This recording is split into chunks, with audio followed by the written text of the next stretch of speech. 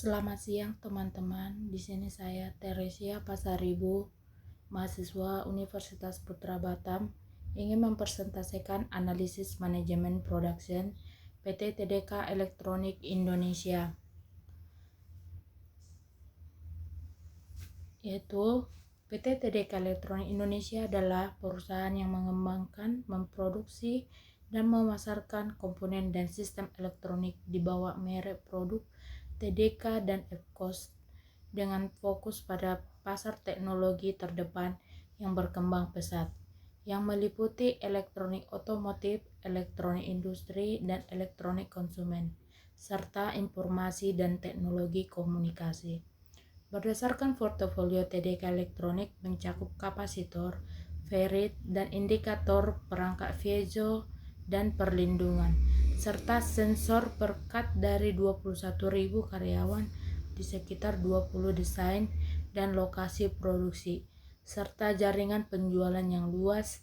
Perusahaan secara global diposisikan di luar, menyediakan produk standar untuk bekerja sama dengan pelanggan dan menciptakan solusi yang tepat untuk mereka.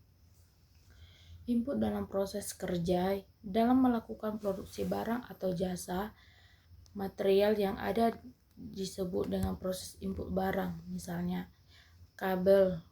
Material kabel yang dipesan dari Cina, selain harganya murah, proses pengiriman dari Cina tergolong cepat daripada negara lain.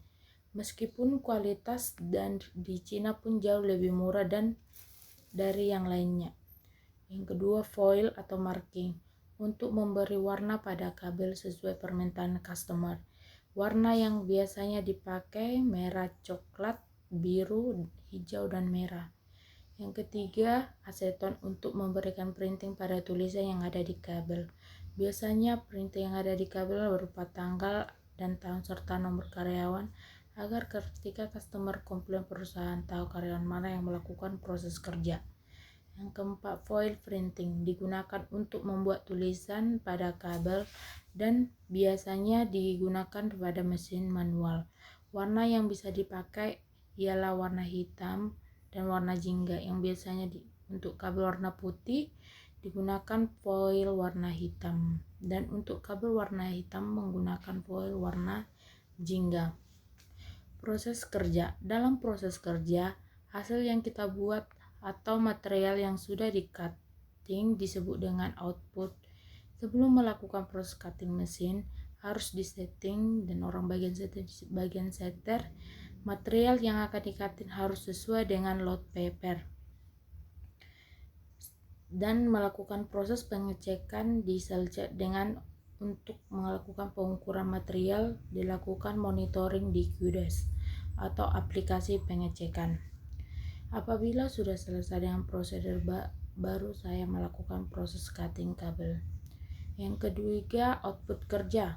Material yang sudah di-cutting ialah yang akan dikirim proses selanjutnya, yaitu proses solder, washing, molding, visual cut sprue, plug insert, RKTS QC. Dengan ini proses pertama, saya tidak menjelaskan proses selanjutnya.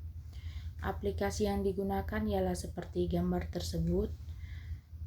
Kesimpulan dalam mengerjakan suatu pekerjaan, kita harus mengikuti prosedur kerja yang dibuat oleh perusahaan untuk menghindari material reject atau NC atau not confirmation, karena itu merugikan perusahaan. Selain untuk mengikuti prosedur kerja untuk menghindari kecelakaan kerja, karena semua proses kerja sudah terprogram dan cycle time kerja sudah diatur. Lakukan pekerjaan sesuai dengan program yang dibuat oleh atasan kita. Sekian dari presentasi saya hari ini. Terima kasih. Apabila ada kata-kata yang salah, mohon maaf. Terima kasih.